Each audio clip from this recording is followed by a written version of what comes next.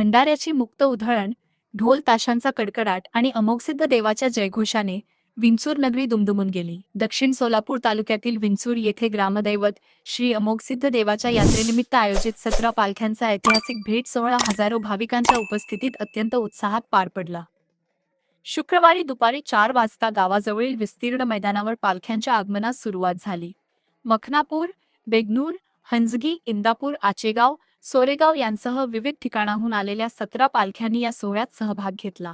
यावेळी विविध गावच्या पुजाऱ्यांनी पालखी तळावर गोल रिंगण धरले. पालख्या उंचावून एकमेकांना भेट देताना उपस्थित हजारो भाविकांनी टाळ्यांच्या कडकडाटात देवाचा जयघोष केला.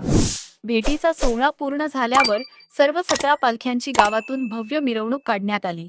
फटाक्यांची आतषबाजी आणि गजरी ढोलांच्या विविध प्रकारांनी ग्रामस्थांचे लक्ष वेधून घेतले. रात्री उशिरा सर्व पालख्या श्री अमोघसिद्ध मंदिरात विसावल्या. एकमत डिजिटलसाठी प्रभू पुजारी, विंचूर. येथे ग्रामदैवत श्री अमोघसिद्ध यात्रेनिमित्त नयनरम्य अशा कर्नाटक आणि महाराष्ट्रातील विविध गावातील पालख्यांचा हा भेट सोहळा या ठिकाणी होत आहे.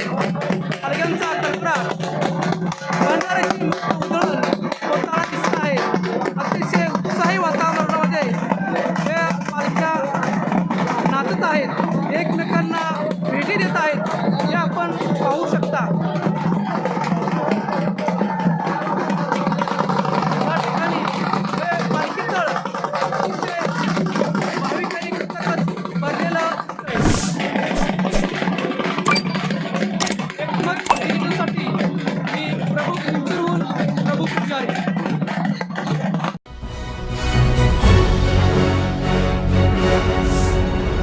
Thanks for watching Ekmat Digital.